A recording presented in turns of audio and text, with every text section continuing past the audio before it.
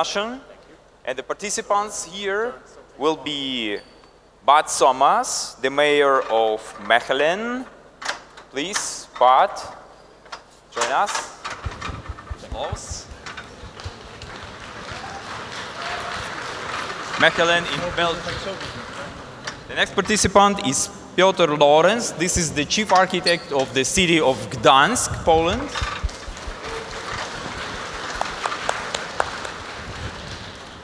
We will also be joined by Remigijus Šimašius, the former mayor of Vilnius. And Ірина Озимок, who is Ukraine-Moldova American Enterprise Fund director of the Local Economies Program. The mayor of Lviv will also join us, and the mayor of Oslo is, unfortunately, his plane came a bit later, so he will maybe join us later. Thank you. The topic of this panel is responsible stewardship of the cities in the times of turbulence, in the times of uncertainty. Sorry, I didn't announce. There is also Andrій Besedin. I think Andrій also arrived. The Andrій Besedin, the mayor of Kup'янsk. Thank you. Please. Okay. We have now Andrій. We have the representatives from other European cities. We have Iryna. I wanted actually to start this discussion with Iryna, and maybe I will switch to Ukrainian. It will be more natural, and you can use your headphones. Everybody has the headphones? Oh. We need one headphones, please.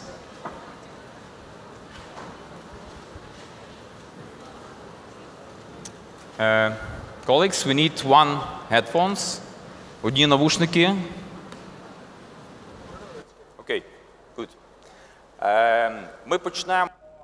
So we shall start our discussion with the topic on responsibility in cities. You know, when shall we start speaking of responsibility, of being responsible for our cities? When do we start speaking of what we want to see our cities like? What's the age of children when you should start speaking about this?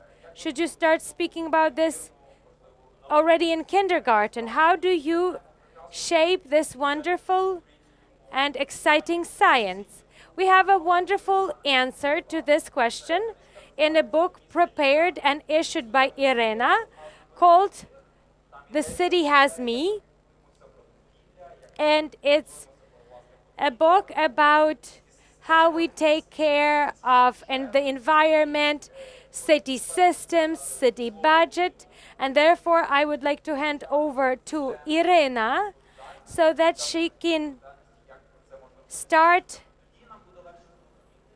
pondering upon the topic of responsibility and what kind of responsibility it is that we can hand over to our children.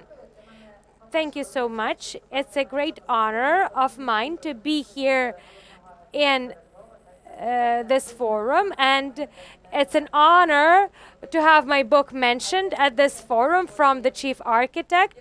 It's a recognition not so much for an architect or urbanist, but just for somebody who pursues a selfish aim to live in a better city.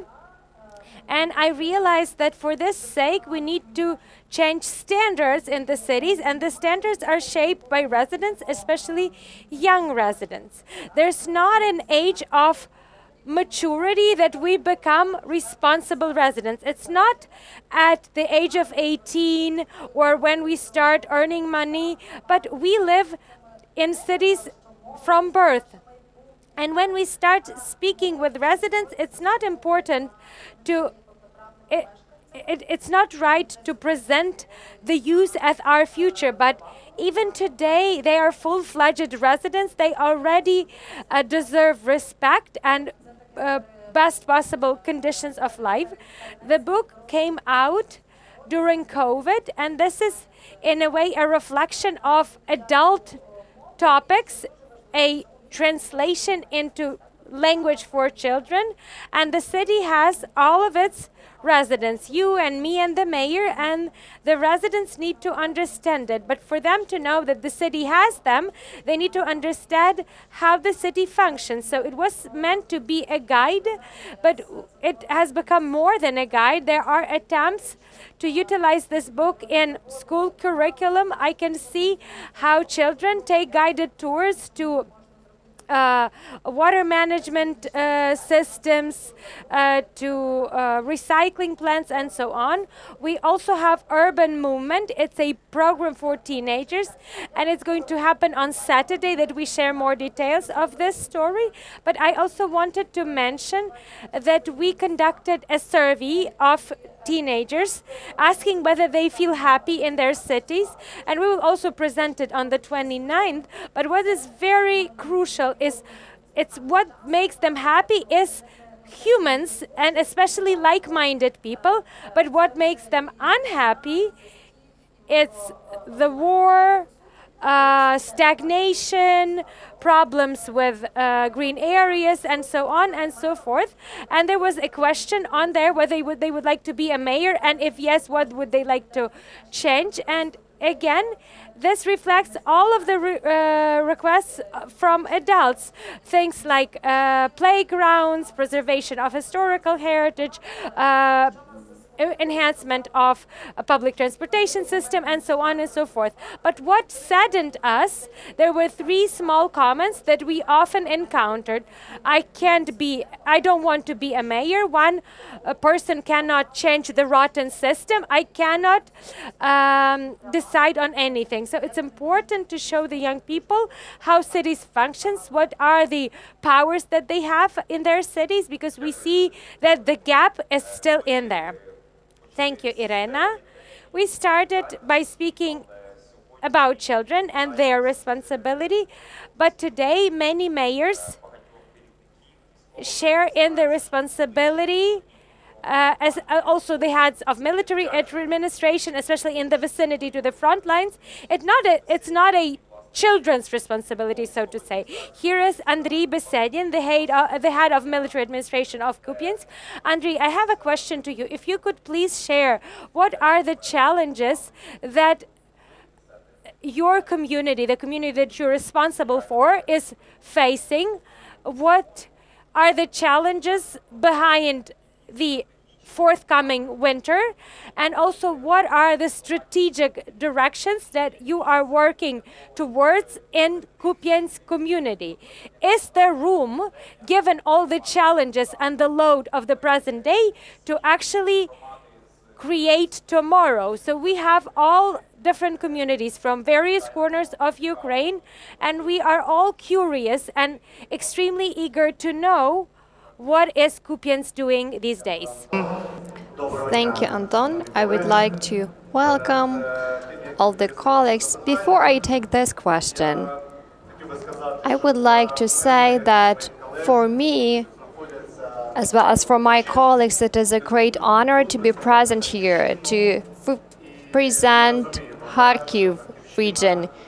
And we all understand that Kharkiv is at the front line, actually fighting back the attack of a terrorist state. That is why this history that we think about back in 1939, Poland, Hitler, and also we see that the majority of the civilized world did not take conclusions needed, and there was a lot of bloodshedding.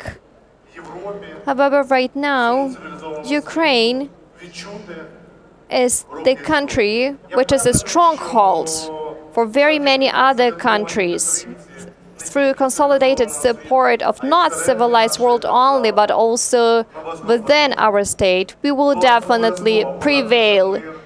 We will have peace back. We will have well-being in our communities, and we will become Europeans, true Europeans, not on papers, not as part of many statements, but as part of our mindset in our communities. And we will take a lot of pride in that. We are fighting right now.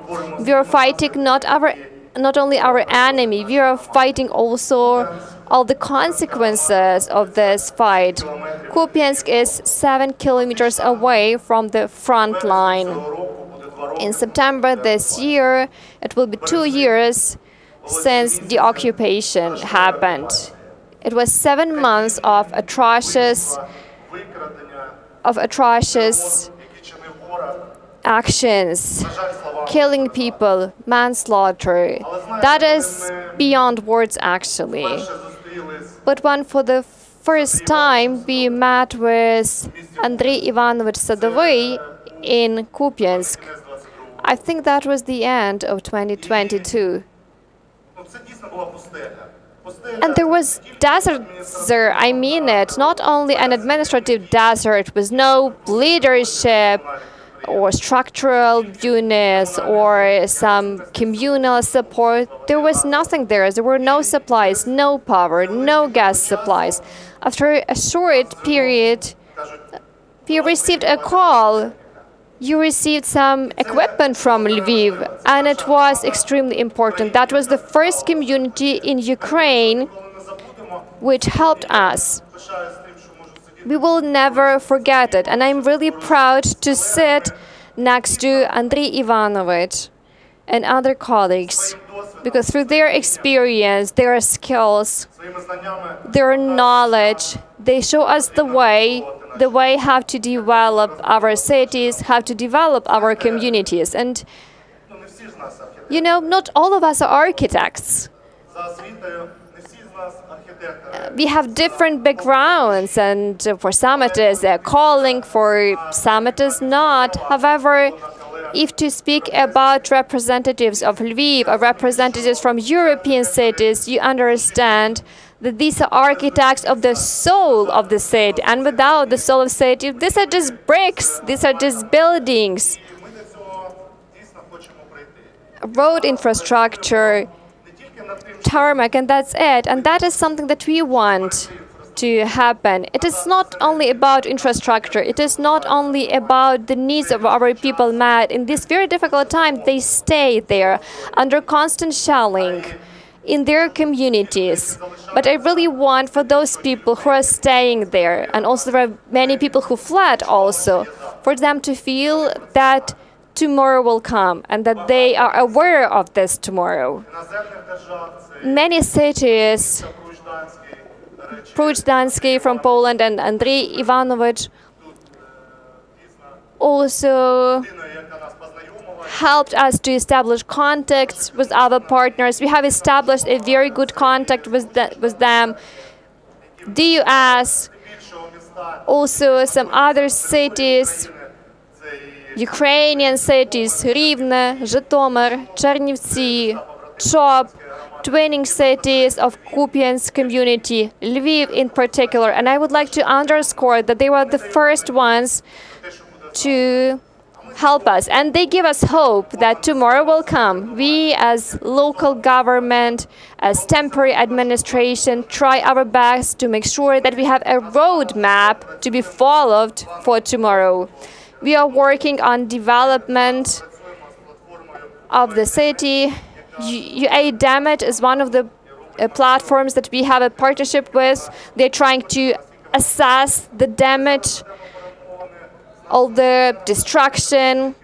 We communicate with other partners, with architects from Ukraine, but not only, with architects from the entire world, for them to be able to enhance our development plan for Kupiansk. I would like to offer my words of gratitude to all of you. And we really want to show you that despite the third year of this war, despite the fact that they have many more weaponry and human resources, we are true state, we are true nation, and I think that personally you're also proud of being a Ukrainian. Glory to Ukraine, glory to the heroes. Thank you, Andriy. Thank you for inspiring us by your example. Also, I would like to ask this question in Ukrainian, if I may. So, 2 times you were mayor of Vilnius, and as many other cities, there is this post-Soviet heritage. There are some flaws, let's put it this way, because they were part of the state, the Soviet Union, and this heritage is still there. That is why when it comes to transformation of Vilnius, you have managed to accomplish a lot. Could you share your recipes of success? Maybe if there was something that you discovered that could be of use. Maybe it is not so much about the scale of the city in Ukraine, but something that could be useful for us. First of all, of course, a pleasure and honor for me to be here and to speak. And you know, our collaboration with Lviv started to be especially intensive after the big-scale invasion, because for us it was very clear that we have to help somehow. I feel very proud that Vilnius was the first city to contribute to Unbroken initiative, and for the 3rd consecutive year we are contributing from our citizens, like taxpayers' money, to this, and every citizen of Vilnius I met is proud of this, and they're happy, no complaints about it. It's purely understandable. Frankly speaking, I feel a little bit strange speaking here because, of course, Ukraine is at war and all Ukraine mayors have huge tasks in front of them, while we are living in a privileged, calm places with the possibility to think about the big things in the future, with a calm future and how to protect this calm future. But you know, there is one lesson I learned through my 2 terms of being a mayor before being a minister, that in every leadership position there is one big danger, that the things which are urgent are taking over the things which are important. Of course, sometimes urgent things are very important as well, especially in the face of war. But very often, urgent things are not so important in comparison to some other things. What I want to say, you know, we people tend to run our environment in a way as business as usual. You know, we inherited the city, so if we are not spoiling it, that's good enough. In many cases, people do spoil the cities. I think that especially living in this post-Soviet area, the area where Soviets spoiled so much, we have a much bigger duty to reconstruct and not just to build back better as here in Ukraine, but to reconstruct it in general. This is the same topic as for Lithuania as well. And how to do this? And this is the big challenge, but I think the first important thing is actually to take this challenge, not just to run the city, but to take this challenge that, yes, we have to leave the city much better than before. And in this respect, you know, one of my last decrees was to sign documents to apply for European Green Capital Award. And actually, we got this award. We are successful. Next year, Vilnius will be selected as a European Green Capital. Vilnius is a very successful city in terms of attracting foreign direct investment. The growth of salary is fastest in the European Union in Vilnius, and GDP growth is also fastest. So it's a successful place. But you know why citizens of Vilnius love and hate me? Actually, I didn't run for the 3rd term, so I decided not to run. They love me because I was reconstructing the city according to the principles which were presented from Copenhagen. We also have these 10 principles shaped a little bit differently, but basically about the same things. It's about streets, it's about urban structures, it's about greenery. So if you would ask people in Vilnius why do they love me, because, you know, I made the city much more green, more like bicycle friendly, streets are shaped. But why people hate me? Because streets got a little bit narrower for cars, which I think is a crazy thing to talk about, because streets are for everyone. To live by the streets, to work along the street, to cross the street, to have nice ground floors. But basically this is about love and hate, but this is very important. You may run the city as it was, but you have to reshape it. And looking to Lviv Old City is even bigger than Vilnius Old City.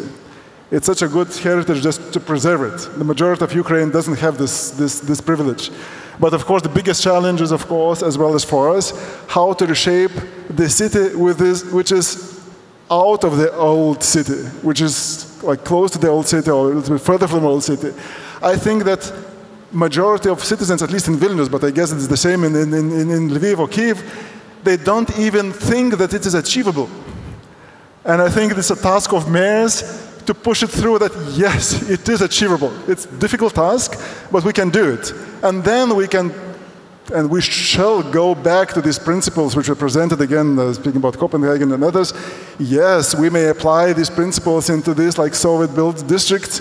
Okay, maybe not 10 of 10 will be applicable, but maybe 7 out of 10. And this will be already quite good.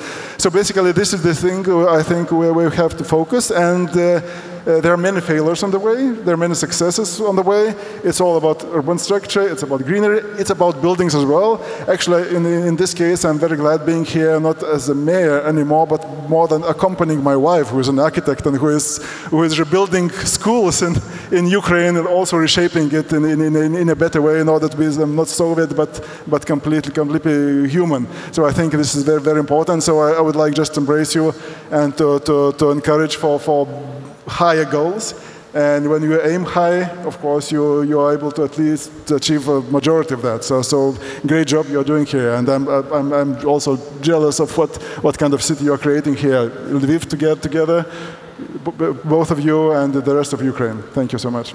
Thank you. Thank you.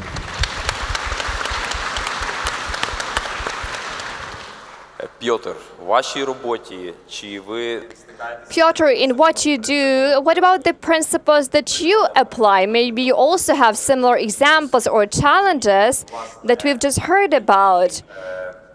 And if to speak about Gdansk now, what is on top of your agenda, especially to speak about something that doesn't appear to be very popular? However, you see that implementation of these initiatives is very promising and important, and you see that there will be some great results. So do you have any transformative initiatives of that kind? Are there any policies implemented currently? Maybe there is something that you could also share with us. Thank you. Well, thank you very much for inviting me to this forum. I'm very privileged to be here. And also I have to say that starting with this theme of responsibility and the theme of building the community, because I think that the major responsibility right now is actually to build the community. And this horrible wartime which we are experiencing these days is actually also time of building the community, of building the Ukrainian community and building the local communities. I have been in Lviv like 10 years ago, and I just arrived today in the morning. I see a completely different city. I see the city which is very living and strong and keeping itself, so to speak, in order to get further developed, to achieve what people actually want. And this is a very different experience, I have to say.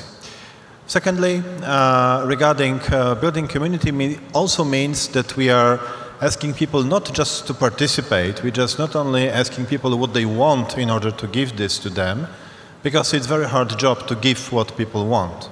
First of all, they don't know really what they want. This is the first thing. And second thing, it is usually very costly and problematic, and as my colleague said, sometimes people want different things which are contradictory. So from that point of view, this responsibility actually, I think, should be associated with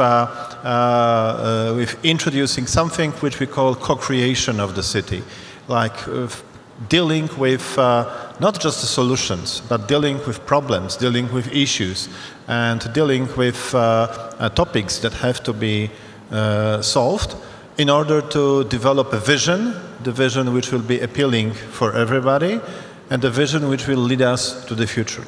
And we have a couple of the experiences associated with this approach. I came to my office as the city architect like 3.5 years ago, and shortly afterwards we started the initiative called Gdansk Project Workshops. And basically this was about dealing with urban development issues and problems before actually any vision is on the table, but at the moment when some problem is on the table. And from that point of view, when you start to talk to all the stakeholders, and this is extremely important, not just talk to the citizens of the particular district, but to all stakeholders, including business, including developers, including landowners, including shopkeepers, and so on, you name it, everybody, okay? Only then, when you invite everybody to be part of the discussion, you may feel that actually you are also building this community, and when you are confronting this community with a certain problem, which only jointly can be solved, and only in this way a kind of joint urban development vision, I'm speaking from the position of the city architect, can be actually developed. Of course, it's not that simple and not that easy. You mentioned that it's 7 of 10 cases actually that you have managed to implement. I would say that, of course, in every our undertaking, we are facing many problems, like people who don't want to be part of the process, and then they appear in the end and they say, I want something different. But this is, I would say, a generation change, and it needs a kind of probably tens of years actually to change people's mind and change people's way of thinking about the city. When we look at the Western communities, like in Denmark or in the Netherlands, these communities are much more focused on defining and developing common goals. We have to learn this in our part of Europe. But at the same time, in our part of Europe, we have an experience which our colleagues from the Western Europe not necessarily have, which means we have got the experience of the post-war reconstruction. I mean, Ukraine is right now facing this horrible time of destruction, as our colleague mentioned, and with all issues and problems associated with that. And in Poland, we had this like 8 years ago, in 1944, 1945, when Poland was regaining freedom from the German occupation at that time. And what actually was interesting is that despite all political differences, I mean, we had huge political fights at that time, despite all the conflicts, we actually had a spirit that we need to rebuild the country, that we need to rebuild the community. Doesn't matter whether this is right-wing, left-wing, communist, conservative, doesn't matter, okay? The thing was actually that we are Polish, we need to rebuild our country, we need to rebuild our nation from this horrible time of the wartime destruction. And also, this was a kind of formative moment in our history, which of course later on was confronted with many political issues and so on. But this very important formative moment later on resulted in a fantastic results regarding the development of the nation, the rebuilding from the wartime damages, and actually setting the stage for some further development opportunities and chances that actually have been met until very recently. And secondly, this experience of solidarity, the collapse of the communism, coming from the Gdansk, where actually this solidarity movement has been actually started. This was not the action of the single person. It was a community experience, okay? This was the community had to be formed. The community formed ideas that we want freedom, that we want to be self-deciding about our future. And this broad, bold vision actually shaped the last 30 years of our life.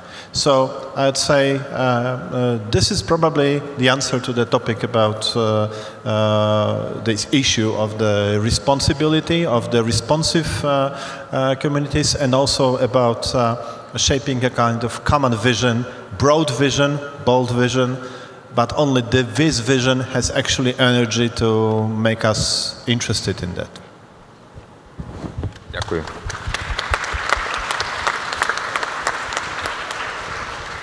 Пане Сомерс,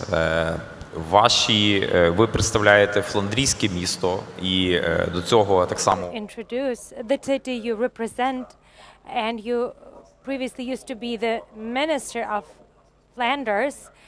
Last forum we had your state architect present, and he was extremely inspiring.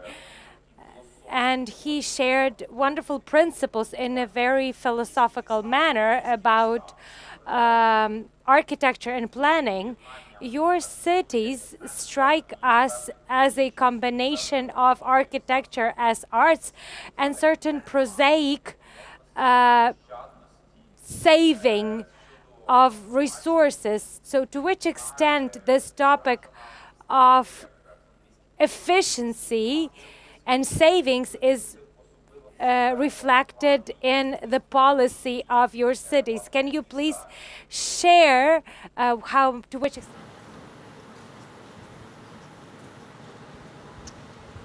Thank you for your question. It's nearly a metaphysical question. I try to give an answer, but first of all, I have to say that I'm very honored to be here, and I feel also a little bit humble because I grew up in Belgium. It's in the center of the European Union. I'm 60 years old. I've never noticed, I've never had a war in my country. I lived always in an open democratic society. And if I speak with colleagues now in Ukraine, I can only be very, very humble, because the task they have to do is much, much more difficult than whatever I've done in my life. Secondly, I'm very, very honored to be here in Ukraine, because you are the stronghold of Europe. What you said is true. We have a lot of admiration for the Ukrainian people. We see you as brothers and sisters of the same Europe. And I think that the Western European part and my country is not doing enough. You have to be as soon as possible part of the European Union. You are Europe. So I want to say that very clearly, that we are family.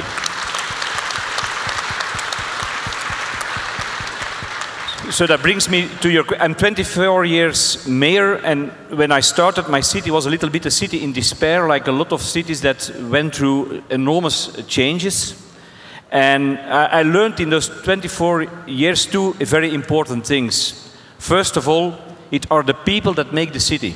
The most important thing in a city is not the monuments. We have a lot of beautiful monuments, like Lviv has more, and Lviv is fantastic. But even in Lviv, not the monuments, not the streets, not the buildings, but the people are the most important asset of a city. And I also wrote the book, when I started as a mayor, Everybody Mayor. That was the title of the book, and that's what I believe in.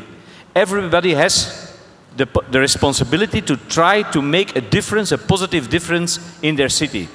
By participating, by using their creativity, their dynamism, to make a better city. And only a city that's open for that involves people, that embraces participation, can grow stronger and can become better. So I think that a very important thing in the city is try to define common goals, try to get a platform where the best ideas, the best, let us say, participation models have all chances to change the reality of a city. But there's a more important thing than that. The city also makes the people. When I started, there was a lot of, let's say, negativity in my city. People didn't believe in the future of the city. But we tried to find in our monuments, in our history, in the things that happens in a city, you can use it as a positive energy to bring people together, to influence people, to motivate people, to do more. And it has to do more with values and ambitions than it has to do with beautiful monuments or beautiful new quarters in a city. It has to do for who are we? What do we want to be? And the most beautiful thing of a city is that it can lift people up. It can motivate people to get the best out of themselves, to try to get a better life for themselves, but also for the community they live in. And a city can do that, can motivate people to do that. If I give you an example, in my city, extreme right was the biggest party in 2000. My city is very super diverse. So there was a negative attitude towards everybody coming from another country. It was a city that only was enclosed in itself. We could, by creating a good policy, we could open the minds. And today we are proud of our diversity, and we are a city open for the world. And for example, when the war in Ukraine started, we were the first city in Belgium that built a refugee village for people from Ukraine. And we try to motivate people. And how do we do it? By telling the story of our own city. In the First World War, 95% of the citizens of Mechelen were refugees. 95%. When the Germans occupied Mechelen, it was an empty city. So we all have parents and grandparents that were victims of a war. That creates a responsibility. And you can use that responsibility, that historical story, to be now in big solidarity with the Ukrainian people and say, okay, we have to do something for Ukraine because it are our brothers and sisters that are going through a phase that we also have been going through maybe 2 generations ago, and it can get the best out of a city. And there are a lot of things a city can do in that way. And what we try to do in Mechelen is create a yes we can policy. If you can dream it, you can do it. Of course you will not be successful in everything, but try to be a little bit more ambitious. As a mayor, I've never said, it's not my responsibility, it's not something I'm responsible for. If there is a problem, if there is a challenge in your city, we have to cope it together. You can ask the national government, you can ask the provincial government, you can ask the private sector to help, of course. But at the end of the day, it's our common responsibility to get along. And by acting in that way, we had a kind of positive energy in the city that coped with a lot of problems. And if today we can tell a little bit of zero to hero story in Belgium with our city, and we are seen as a rather successful city and a lot of issues, it has to do with the fact that people have made Mechelen, but Mechelen also has made the people, has given them a kind of ethical, let's say, platform that they embrace, that values they embrace. And then a lot of things happen, let's say, in an easy, fluent way. So I believe that what happened in my city, if I look to Ukraine today, sometimes I think the same is happening in Ukraine. You're facing Adolf Putin, you face the dictator of the 21st century, a very bad person with a barbaric regime, hurting you in a very, very severe way, but your reaction on it, it's incredible. If you see here, we're at war. Look here, people who are thinking about tomorrow, are planning for the new future. I think that it makes you the strongest people of Europe at the moment. And I hope one thing, and use that energy, use that positive energy, use that new strength, that new coming together in a very positive way to build up your future. And to never give up, and let's say embrace the values underneath what you are doing now to resist against that aggression of Putin. And then I think the future of Ukraine will be beautiful. Thank you.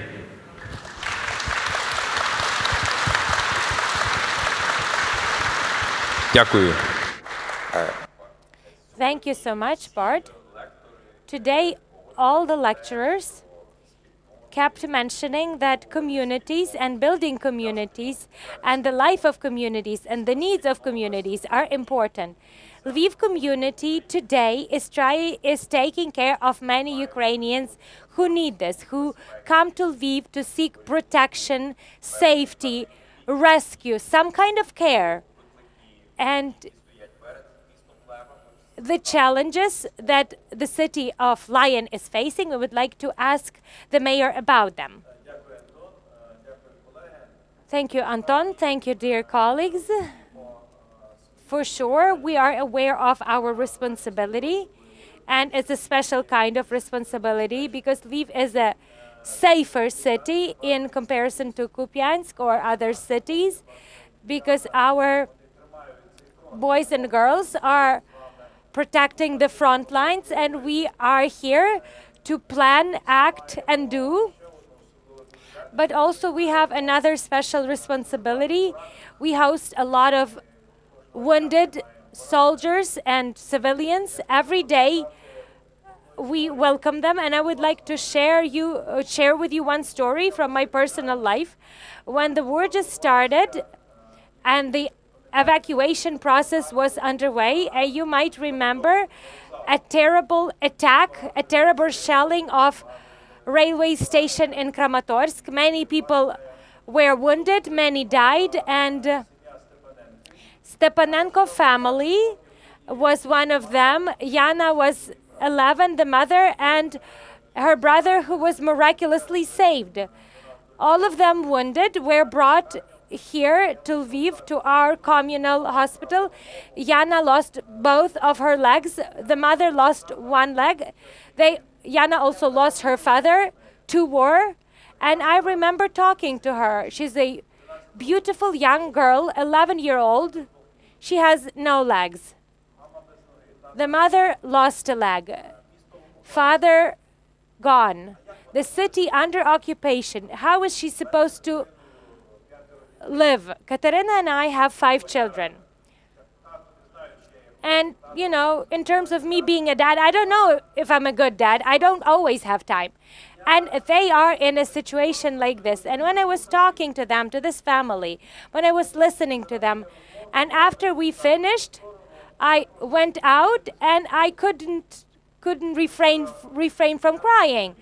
I understood that I had to take on the role of a father for Jana and other kids who have been through such terrible grief. And this is when we started building Unbroken, the humanity ecosystem.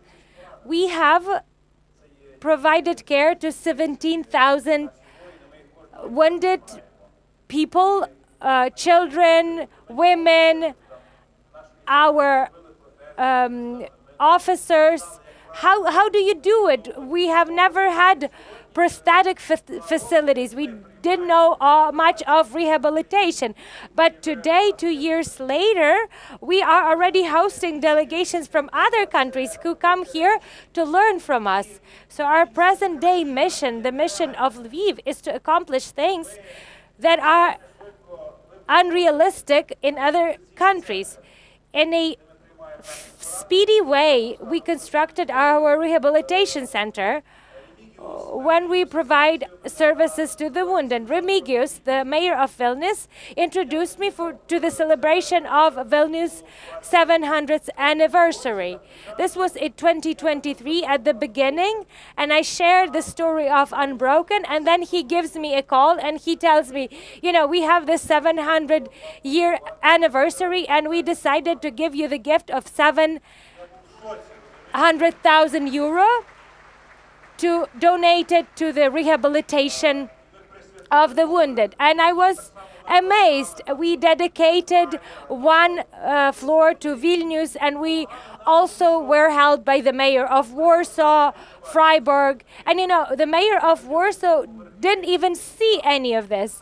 We dedicated the entire floors to cities. When Bart Somers arrived to Lviv, we shared with him the story of a terrible grief when boys and girls who were held captive come back home. They don't simply need rehabilitation, they need special conditions. So Flanders took a decision to allocate €1.5 million to spend on this, and we're building an entire facility, an entire complex to help such people. Next January, we shall unveil it. Please, let's give a round of applause to the colleague of ours. Anton asked me, what are our steps in the future? Do you know what I feel? I feel that even during the war, whatever we do should be perfect. If we reconstruct something, it should be perfect. Last month, we opened our Unbroken Prosthetic Center. The capacity is 1,000 prosthetics a year. We constructed it in 4.5 months when we had our German colleagues, Svenja Schulz, the mayor of Freiburg, and when I asked, how long would it take you to construct such a center in Germany? And they said at least 2 years. And should you see the center, no matter if you're an architect or a designer, this is the highest level of protection in terms of every aspect. And when our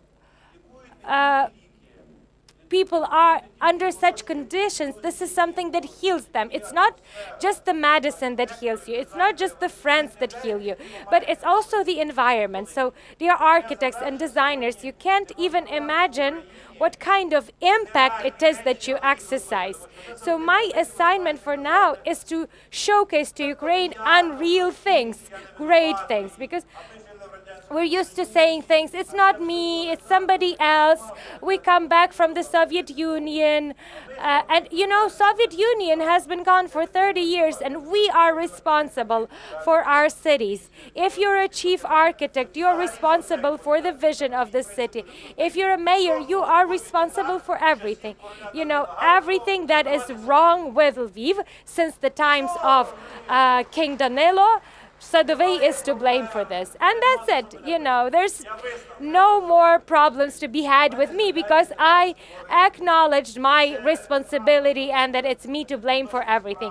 And now I have time for creativity. And it's true that everyday routine sucks you in, but as Filonenko mentioned today, these things that will become visible tomorrow, the day after tomorrow, and so on and so forth, you need to plan them because God can see it. If the Lord sees your good intention, He provides you with people, with resources, with opportunities. You don't even know where it's coming from. So our present-day mission is to inspire, so that when you come here, from wounded cities that are wounded, communities that are wounded, you can have faith in the fact that everything is possible, everything is doable, because we are the best, we are successful, we are Europeans and Ukrainians. Glory to Ukraine, and thank you so much. Dear Mayor, you mentioned Yana, and there's a short video featuring Yana, actually. What is strength? To find a foothold. What is victory? To feel the wind. What is freedom? To fly underwater. This is their new start. New history.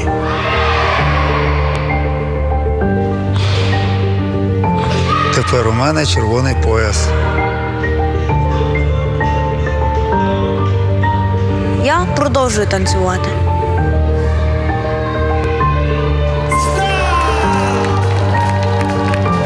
Я почала бігати.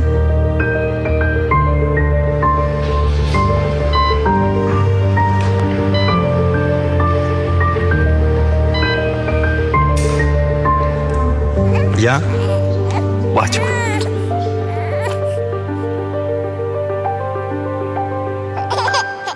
New life.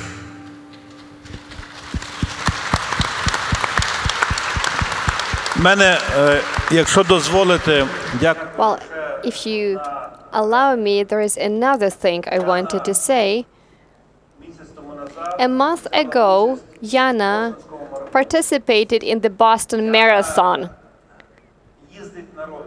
Yana uses a bicycle, and it is very important for me to have cycling infrastructure developed for Yana and for many other boys and girls who lost their limbs. This is my duty. Mikhailo lost his arm and his leg. He couldn't swim before that. Now we know about a new rehabilitation technology, deep dive swimming. 1 month of deep diving is actually something that equals to 1 month of your stay in the rehabilitation center. That's why we really need to use this technique of swimming. Whenever there is something negative, you should know how to translate it into a positive outcome. And all of that is possible if you are united, never give up.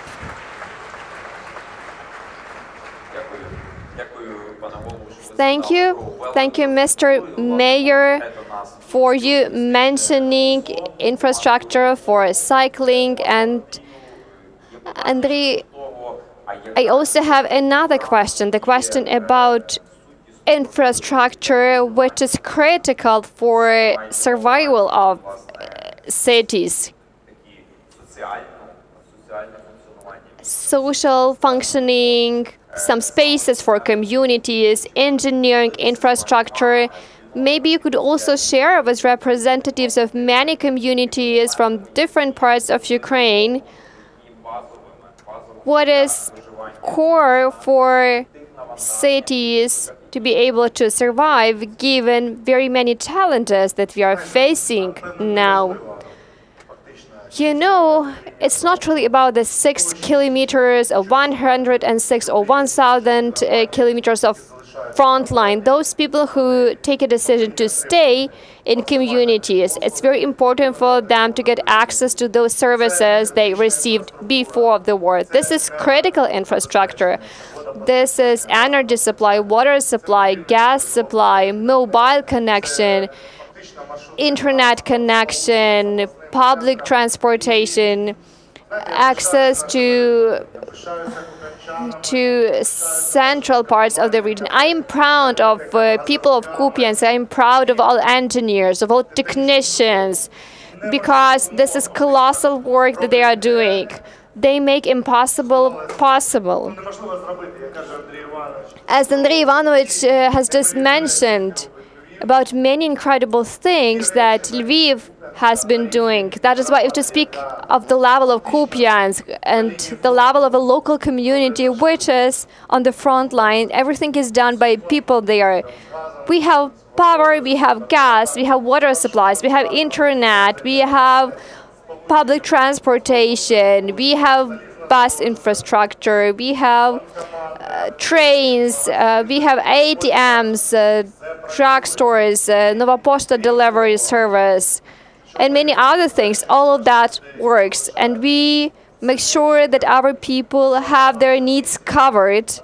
Our key mission, our main goal is to be a reliable rear for our defenders, because when they are back from front lines, it's important for them that they see what they were fighting for. And when they see this infrastructure, well-designed infrastructure, clean spaces, an entire range of services, they feel the energy, and they also, we understand that we are lacking resources. We are fully aware of that because there is this black stain that we really want to get rid of. And we've been fighting for almost 3 years, well, 2 years if to speak about Kup'янsk after liberation. That is why I would like to emphasize that many things are important. However, what matters is your attitude, the way you communicate with people who make it possible, and whether you are one team, whether you are united by common vision. We have people to learn from. We have a common goal. We are moving forward. And I would like to say that after a long period of time, I know that thanks to Lviv Mayor's support, we will try to do something similar, organize something similar in Kup'янsk. Architects, leaders of our communities, those who are helping not only in Ukraine but also beyond its borders. And we will have a conversation about future and about tomorrow for Kup'янsk. Thank you. Irina, you have spoken of the importance of communication to children, importance of responsibility, because Piotr has mentioned about common vision within communities, how important it is to shape these goals of a higher level, so to say. To your mind, why do we need to work on that now in times of war with regard to transformation to our cities, improving the infrastructure of our cities, to have more environmentally friendly and sustainable communities at the end of the day? So with your project, maybe there are some new topics which you are raising for community development.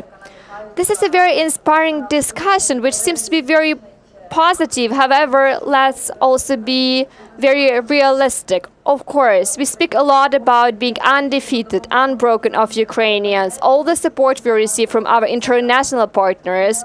There is a plethora of tasks that we have to accomplish. And it is not only about us fighting back and protecting our country. It is also protection of our cities against those stereotypes that we have, because there are some things that we are used to and they can ruin us from the inside. That is why communities matter. This is what Bart mentioned, that it is about people and it is for people. This is the observation of today. I partially live in Warsaw together with my children. When people come to crossing, when they just show that they intend to cross, cars stop. However, I see many women, they are just running across zebras and they don't want to cause any discomfort to cars. Speaking about Lviv, I remember there was this idea to have a separate line for public transport when there was this initiative, because I really want to have many comments about everything I've heard. Remigijus mentioned about the rating of green cities, about eco-friendly transport. Then the community of Lviv said that no, we don't like this idea. It's important for us to use our personal vehicles. That is why this experience of the municipality means a lot. And Remigijus, we also spoke with his wife and about these schools being built for 30 years. We really want these young people of Ukraine who are staying in Ukraine, those who are born here, those who are temporarily staying somewhere else, for them to stay here. We really need to fight for our victory. That is a given. However, these are two parallel processes. Building cities, building spaces, that is something that makes it possible for you to progress and to develop. Another thing worth mentioning is that when we have conditions, when we have good quality of these conditions, we also need human capital in our cities. Without human capital, we will not have development of Ukraine. It is about economic opportunities. It is about self-realization.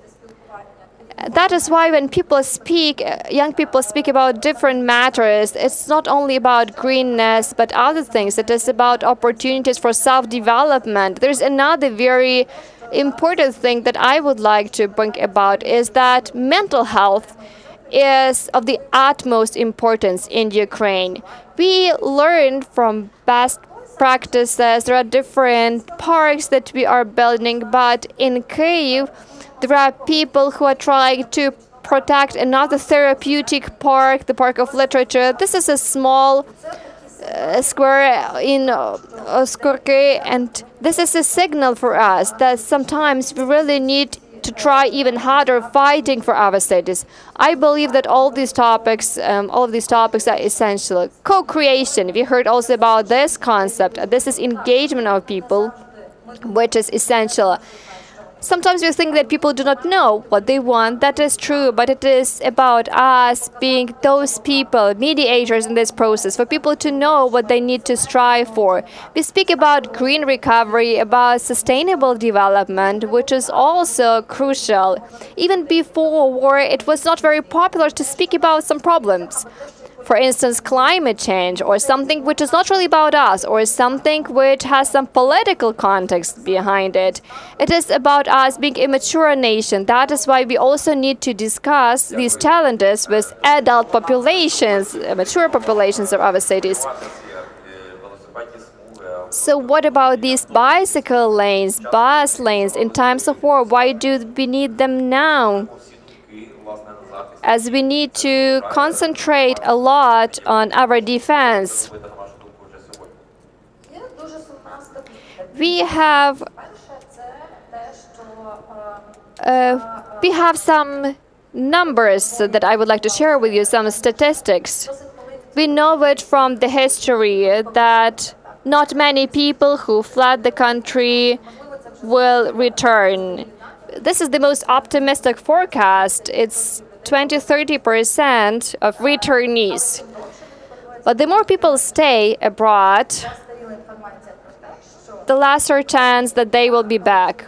For Ukraine, for economic growth by 2030, on top of 100% returnees, we need 4,500,000 people. We are fighting for human capital. If we want to live here, if we want to develop here, we need to fight for our cities. That is true, but it's important that these cities are full of people also. We need parks, we need squares, we need cycle infrastructure. In Gdansk, they have Velocity project, and this is another goal that they have. This is a great matrix for Gdansk. Also, it is about economic opportunities. It is about school reform. And several days ago, there was a major event for educators. We need to teach people how to develop communities and what city is. That's why it is worth fighting for. We also have in communities different centers for community buildings. They used to be clubs. They are for different people, different populations, the elderly, businessmen, children. This feeling of joy or happiness in city, it is about those people who are engaged, that feel it most. That is why I think this is going to be an important criterion for motivation of people. You mentioned different initiatives, and Iryna has also spoken about human capital, migration aspects, and what about this problem? It was an important factor in Europe. Now we see some revival, some positive change, both in Vilnius, in Riga, in Tallinn, in other cities. What about Lithuanian cities? How they are coping with that? How it is possible to preserve the potential? Thank you. First of all, I would suggest not to put it into one basket all the cities, because when you look from further, they look all similar. When you dig deeper, this is quite different. And again, we'll not dig into differences between cities you mentioned, but I think it's very important to distinguish what was different and what is successful and what is not maybe so successful as well. And now speaking about the human capital, in general, I will start from the big perspective, like philosophical perspective, like cities were invented by humanity like 7,000 years ago. In order to condense human capital, because when people are together, they think about great ideas, and it's more efficient because it's like a division of labor and inspiration and creativity. And of course, cities do thrive when they attract capital. Successful city is the city where a big portion of the citizens are not born in the cities, but did come to the city. It's like a magnet, attracting new people. So I always have a trouble of understanding when people say that, you know, the only thing which is important is like people. Yes, that's true. But do we know what do people want? And do we know what people who are potential citizens of the city want?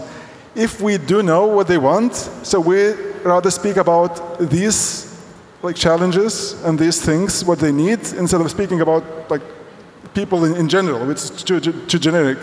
And you know, I remember myself when I became a mayor, just like during the first weeks, I invited the like biggest international businesses, where some of them were already in Vilnius, asked, so what shall I do as a mayor in order to Vilnius to be more friendly for you?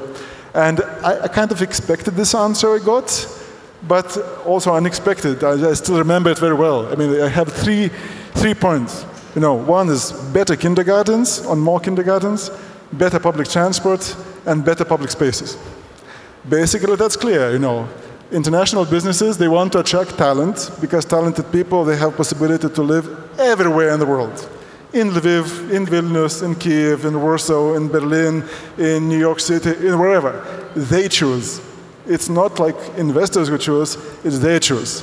And of course, investors come after those bright, talented people.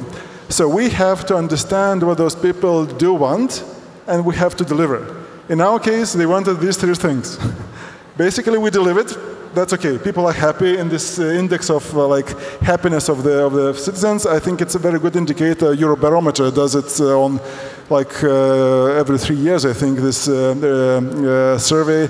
Are you happy living in the city? So I'm happy that Vilnius is always on top 5 in all European cities because basically you have to deliver what people want. The more complicated task is, of course, to deliver what people. I think you mentioned it. They don't know what they want. This is even more important because if you deliver what they want, you are always lagging behind because someone will deliver more. So I think, again, it comes back to this education, to environment, and, of course, to business opportunities. I think it's more or less always about 3 reasons. If you have like very nice city, like urban structure and green structure, but you don't have business opportunities and education is awful, people will not live there. If you have a good education but environment to live is awful and no business opportunity, also disaster. If you have business opportunities but everything else, okay, you will have some people who will come to live for a while, like they do now in some Arabian like cities, but it's not very sustainable. So basically you have to have all 3 of them, and then you have to be very open and actually to engage with people actually asking, what do you want? Sometimes when you ask, you get very surprising results. And you have to work further on develop this. So instead of like answering about human capital, because that's always the case for all the cities, I think it's very important to go like 2 steps further. What does human capital, or actually people, that's behind human capital, what do they need, or what do they actually even need if they don't think that they need? And then of course sometimes it's about money, but most often it's about empathy and about bravery delivering these things. I think it's even more important than money, because most of the things which are very good and inspiring, they do not cost so much. And if you are brave enough, you attract this investment and everything what is needed. And I think it's especially the case in the countries which are, unfortunately, we're not so lucky to live in a free world like Europe, Western Europe states like us or you, and we have to catch up and we have to be more creative. That's it. Okay, maybe I sound too general now, but every detail is behind the general statements. Я можливо тоді дещо уточнюючи питання. I have another follow-up question. Yes, it is very important for us to understand what people need, to examine that, to focus our efforts on that. With regard to details, what is the role of arts in this? And what is your attitude towards art when you manage Vilnius, what you managed to accomplish, and have the presence of arts institutions and the way you integrated arts practices, arts works help to develop city? How important was this aspect in your I think we have a little trap in here, because typically the places which are most inspiring, of course, they do have some arts in there. But when we look why people do tend to live in these places or choose these places, it's, of course, they will say that, you know, this is kind of like particular objects, which is one of the like features of these places, but it's not the only feature.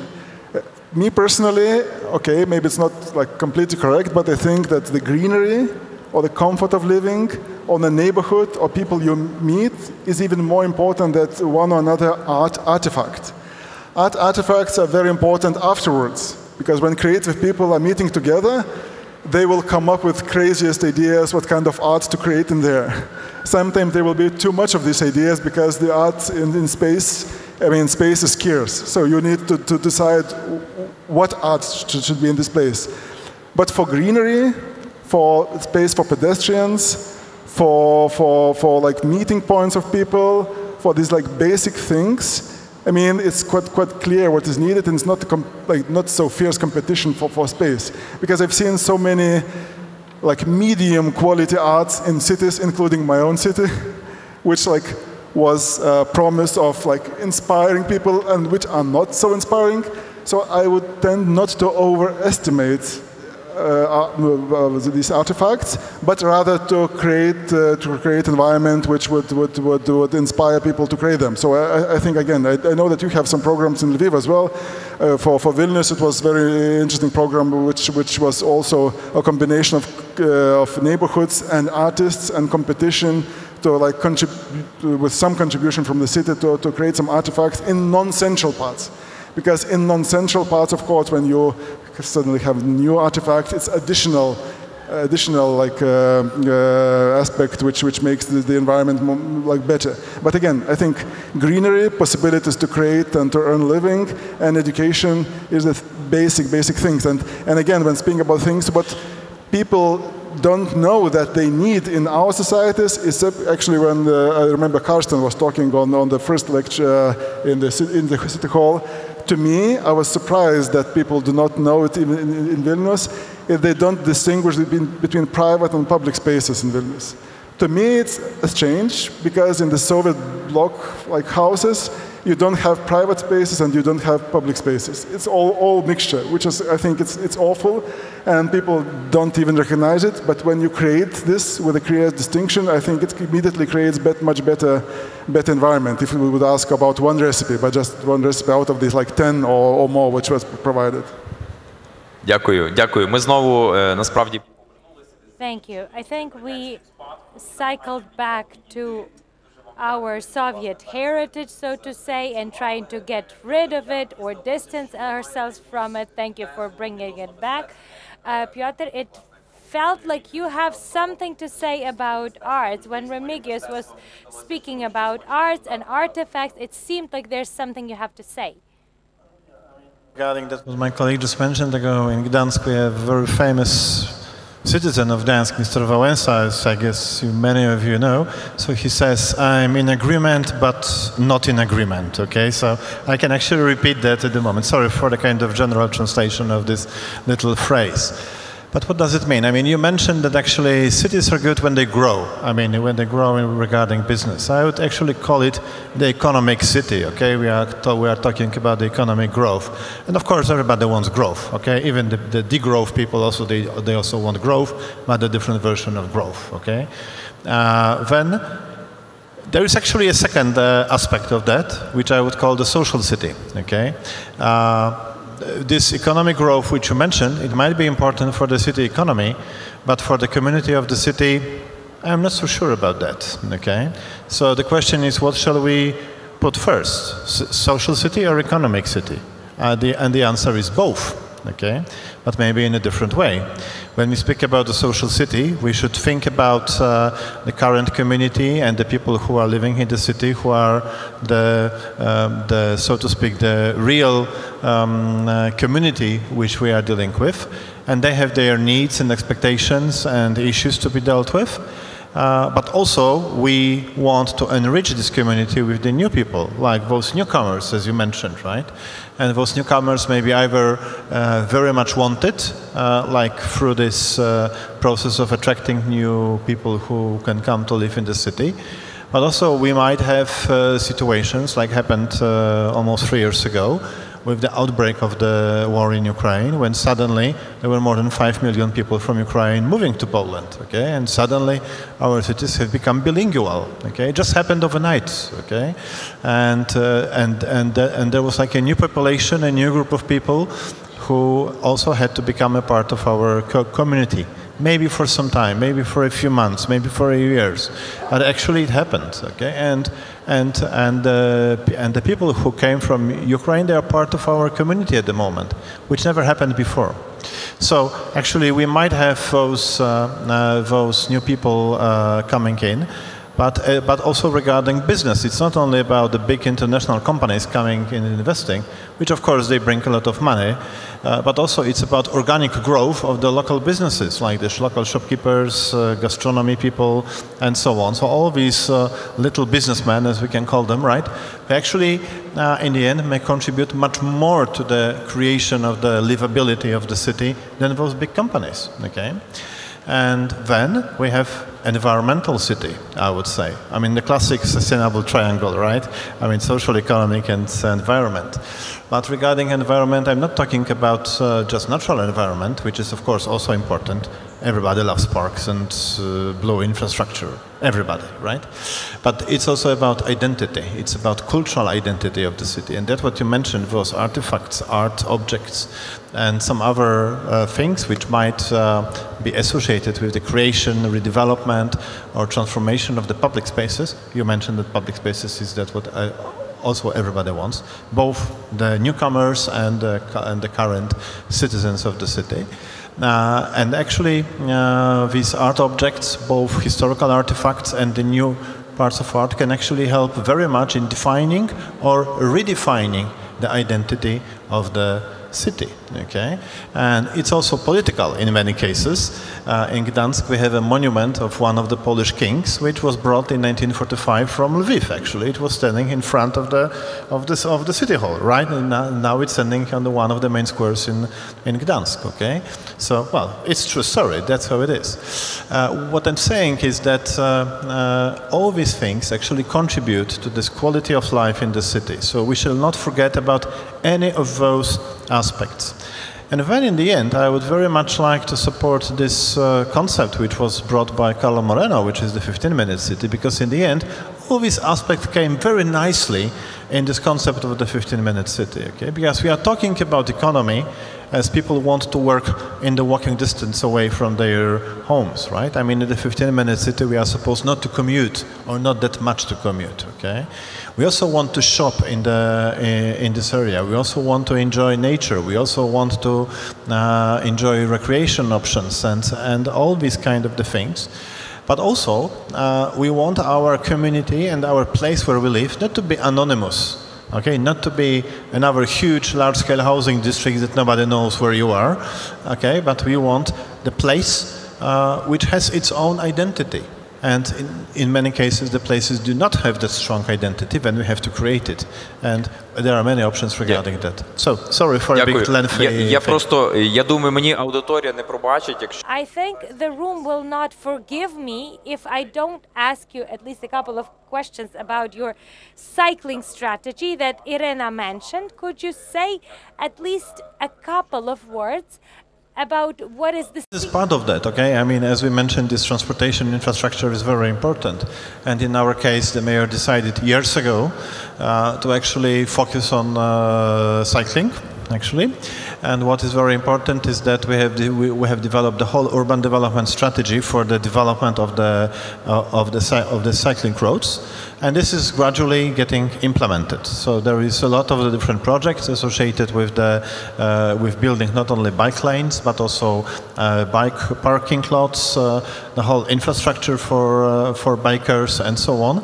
And also not to forget about the other people who are moving around the street, either walking or driving. Okay, these are also equal partners in this, so to speak, process.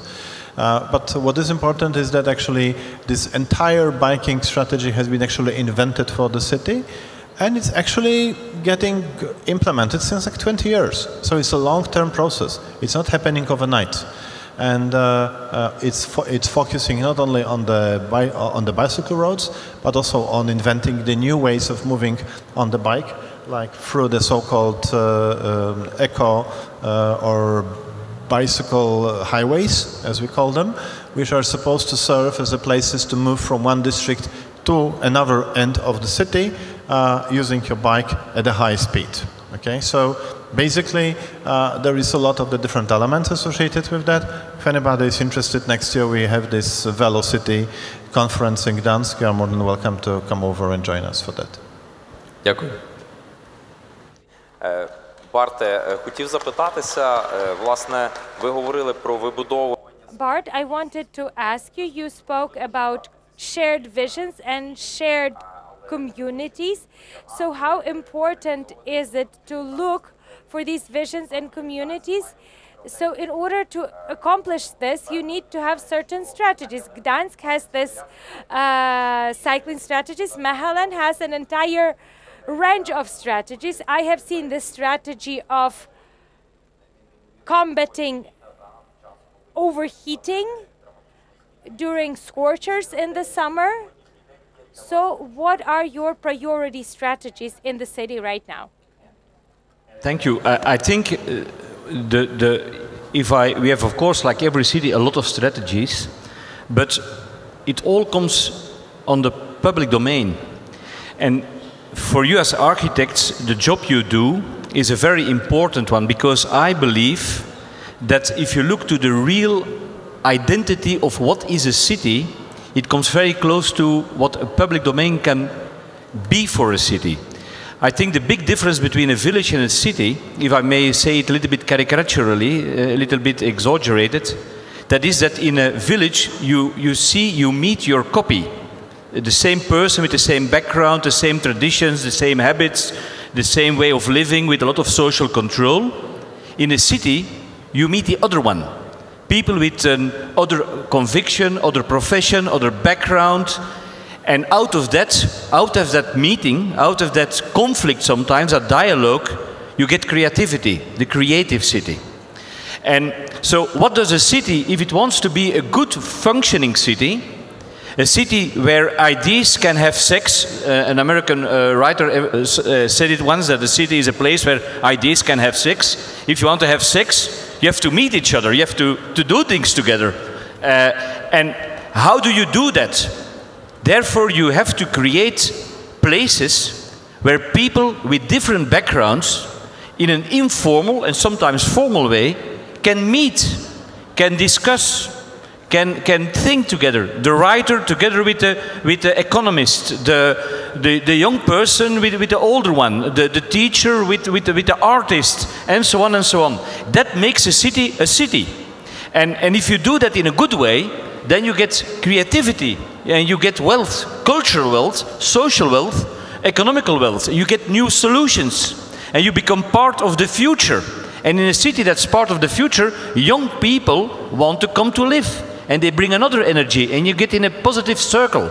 So where do people meet? The first place where people can meet is the public domain. Richard Florida has written a book about it, The Rise of the Creative City. It's already 24 years old, but he describes what a city can do, but the first place is the public domain. So how can you create a public domain where people with different backgrounds can meet? You don't do it with streets where only cars are welcome. You need to create places where people can walk in an easy way, where people want to be, in nice places, where you have terraces. Bicycling helps, because bicycling is another way of functioning of a city. We invested also a lot in being a bicycle city. So that public domain is a very important place. It is the make or break of a city. And if you do it in a very good way, it's also for another reason very important. Because the public domain in a city is also the big equalizer.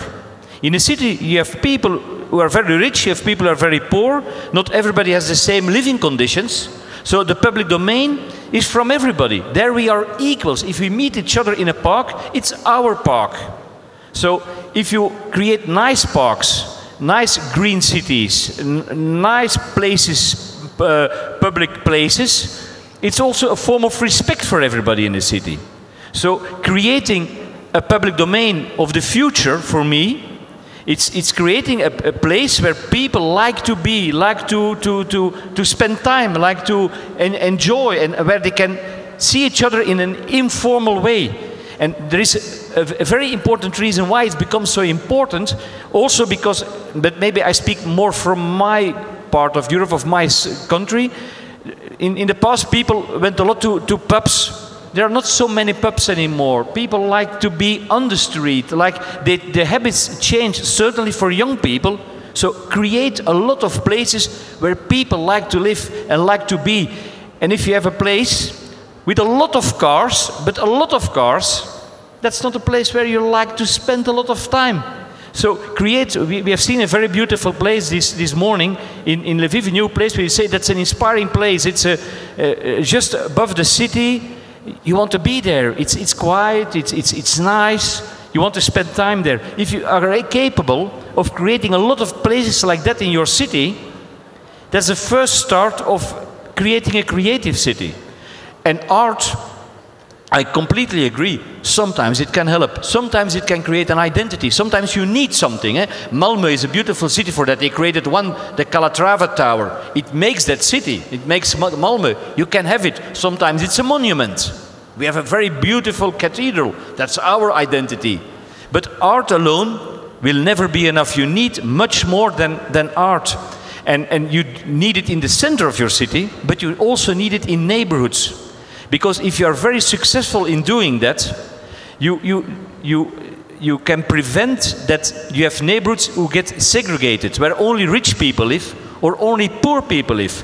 Because a segregated city also loses its capacity to be creative, to create that meeting of people with different backgrounds. So the public domain for me, if you think about the strategies of my city, it all, at the end of the day, a lot of it comes there. So who makes those public places? That's you, architects. So you have a very big task to make a city a real city and not a village.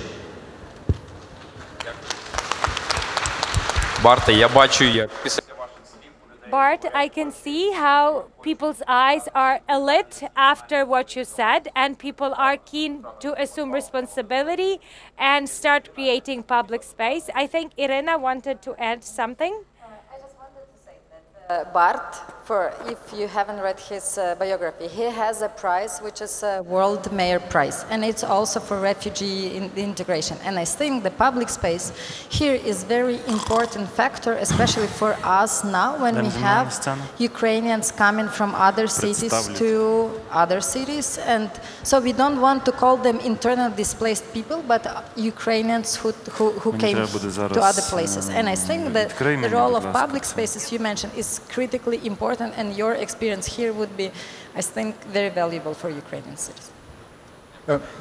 May I add one thing? I also fully agree and with your passion and what you're saying about public spaces, but I think one important topic is for our area, where we are taught that when we leave our house into the yard of like 5 stories building, it's immediately a public space, which is not.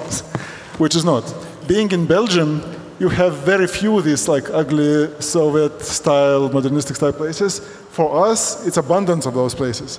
So for us, it's very important to learn about these public spaces, exactly as you say, as well as of private neighboring spaces. Because if you don't have private, you don't have public. Everything is like kind of semi. So I think this distinction, for you it's very natural, for us it's not so natural. So I think it's very important to understand and to implement this. In order to have high quality public space, you have to have a private space as well. So this is important. Дякую. Саме тому ми маємо лекції таких людей. Thank you so much. This is exactly, we have lectures of such individuals as Carlson Palston, who used his engineer precision to show us the details of the public space, because the devil is in the detail, and the presence of the public space does not equal to the quality of the public space.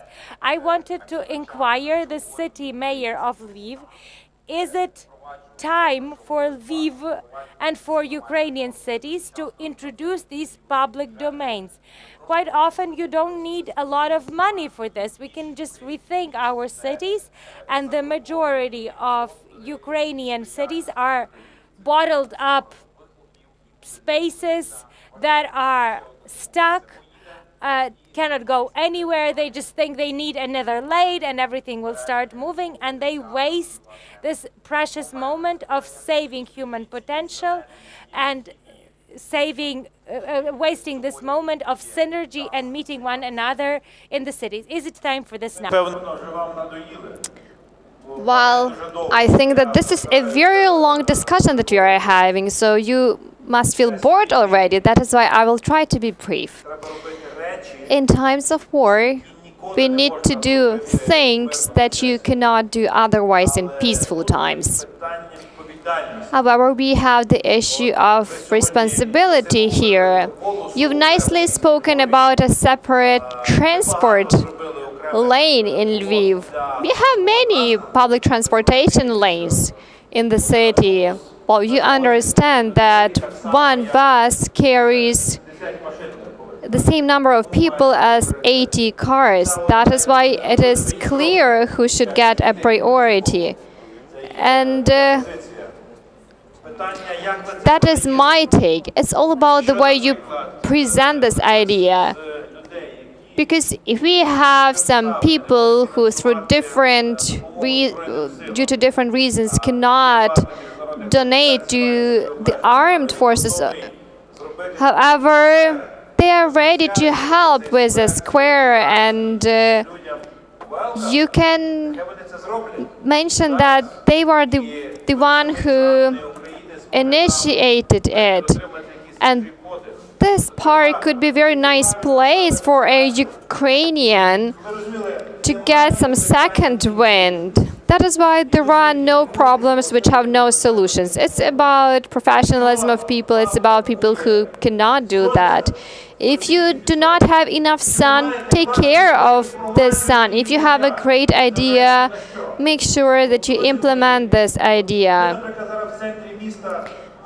In the city center, we had a very animated debate because we have independent donors from Iceland, and they agreed to donate some money to have special lanes for people who use wheelchairs, and there was a lot of criticism and backlash. But have you ever tried using a wheelchair on cobblestones? There is a lot of criticism, but there is also political will to do what is right. And of course, war exacerbates our feeling of what is fair, what is not. That is why be an example to others, and you will achieve great results. I would like to express gratitude to participants of this fantastic panel. I wish all of you to have a lovely evening, networking. Many